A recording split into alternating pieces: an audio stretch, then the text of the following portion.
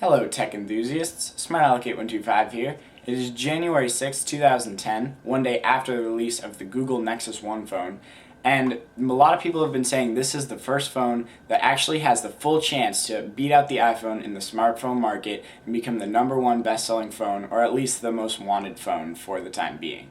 So in this video I'm going to be comparing the Google Nexus 1 with the Apple iPhone 3GS in every field or category that you could want, such as size and weight, power and battery, display, camera, anything that I think it is a factor that should go into the thought of which smartphone you should be getting.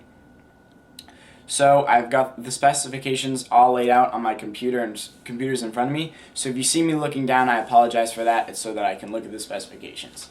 So without further ado, let's get on to this video. I'm going to start with the Google Nexus 1. The size and weight is 119 millimeters, width is 59 millimeters, and depth is 11.5 millimeters. The weight is 130 grams, so this is a pretty good phone. I assume that it's going to be good in the hand. It might be a little bulky, but with a smartphone nowadays, you're not going to get a compact phone, so this seems like a good phone that you can still fit in your pocket. The power and battery, they claim to have up to 10 hours on 2G and 7 hours on 3G, which is above the iPhone, which I'll be comparing later. Standby time is 290 hours on 2G and 250 hours on 3G, and internet use is 5 hours on 3G or 6.5 hours on Wi-Fi. Video playback is 7 hours, and audio playback is up to 20 hours, which is pretty good.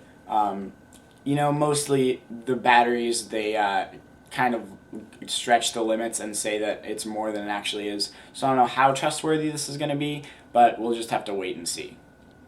The display is a nice AMOLED 3.7-inch digital widescreen touchscreen, capacitive of course, with a actually great resolution. It has a 100,000 to 1 contrast ratio with a 1 ms typical response rate and an 800 by 480 pixels resolution, which is very high for a smartphone. You usually see a little bit below that, so I think they were really going for display and how nice the screen looks with video playback and 3D graphics and what you would call eye candy. So that's very nice. The camera has a flash. It is a 5 megapixel autofocus, 2x digital zoom, an LED flash, and it captures video at 720 by 480 pixels at 20 frames per second, or sometimes higher depending on the lighting conditions. The capacity of this phone is not disappointing, 512 megabits of RAM, but a very disappointing, not very, but you're not going to want to use this as your primary audio device because it only has 4 gigabytes of RAM, 4 gigabytes of hard drive space that comes on a flash card, which you can upgrade to 32, but it's going to cost a little bit extra money.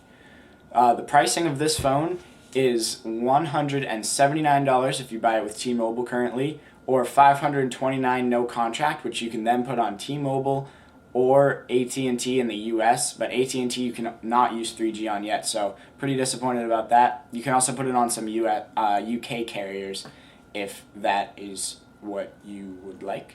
Now let's go on to the iPhone. The iPhone has 4.5 inches height, 2.4 inches width, 0.48 inches depth, and 4.8 inches of weight. It's a pretty nice looking phone, which I enjoy. The Google Nexus 1 actually looks very good, but the iPhone, it attracts all audiences, young, old, male, female. It's a great looking phone, and a lot of people, at least I know of a few people, who really want to get it, at least girls, because girls care about the look and feel of their phone, and I know a lot that are choosing the iPhone just based on the fact that it is a great looking phone. It's quite sexy, honestly, and it can fit both like every type of person. The Nexus 1 I have yet to see in person yet. It does look like a very sleek device, but it looks like more of the techie, nerdy kind of thing, something that girls wouldn't like to look at. So that is my opinion, though. If you like it, then that's cool. So it has, of course, the same things that you would get on the Nexus 1, including Wi-Fi, 3G, 2G. The capacity is 16 gigabyte or 32 gigabyte, a lot better. And it The camera, it has 3 megapixels with an autofocus and video recording. Both of these devices have one-touch uploading to YouTube, which is a great feature.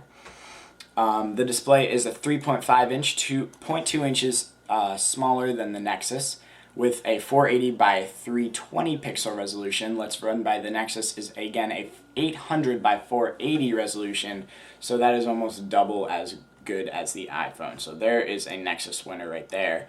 The Nexus has a not proprietary normal USB port, and the Apple has the proprietary Apple port, but that's not so much of a drawback because every single person I know, or 99% of the people, own iPhones or iPods, one of the two. So if you're at your buddy's house and you need to charge your device, they should have a connector.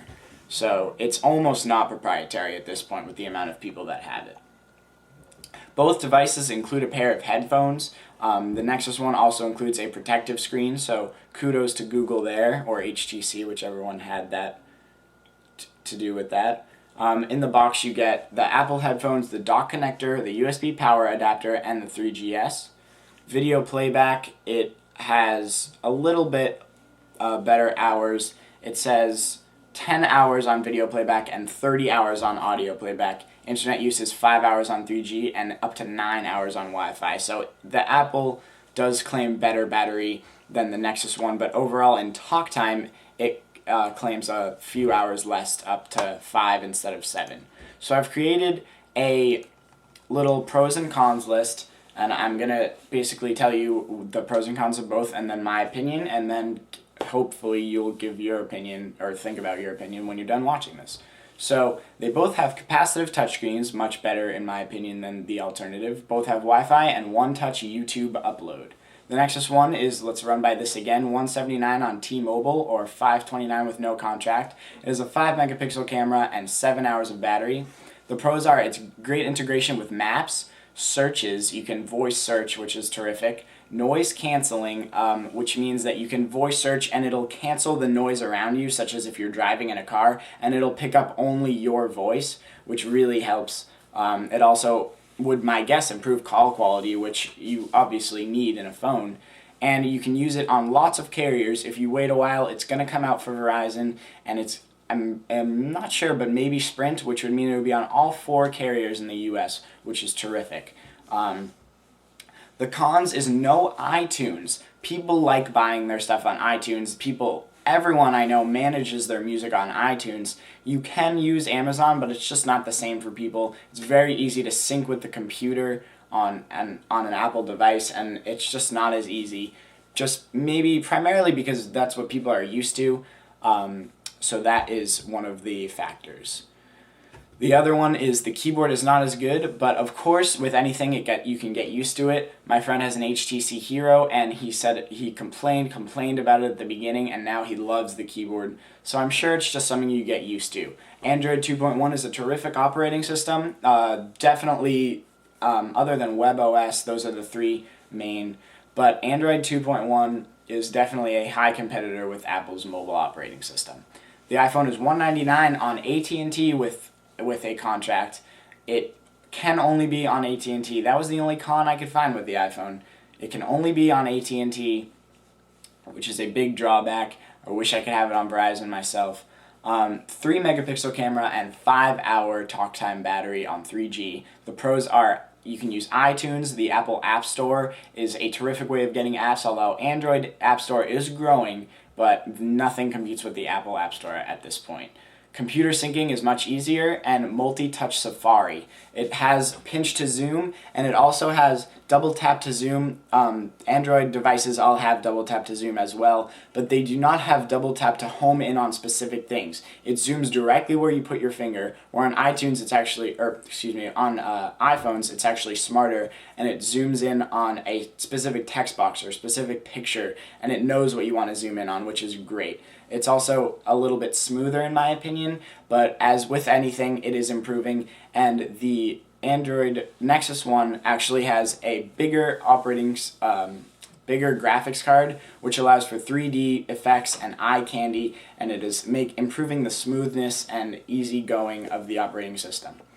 So with all that said, my winner would still be the iPhone, just in this case, based on all the features, and if you're going to go with AT&T, you're going to want it on the iPhone. That's my opinion. I've used the iPhone. It's just so easy to use. I've used Android, and while it's incredible and easily this close, mine would still be the iPhone. But, you know, Apple's mobile OS is getting quite stale, and if you want something new, this is easily the way to go. It is a terrific phone. Android 2.1 is only going to get better, and I cannot wait to try this out. I'm definitely getting an Android phone for my next phone, so I'm hoping that this will be as good as the iPhone.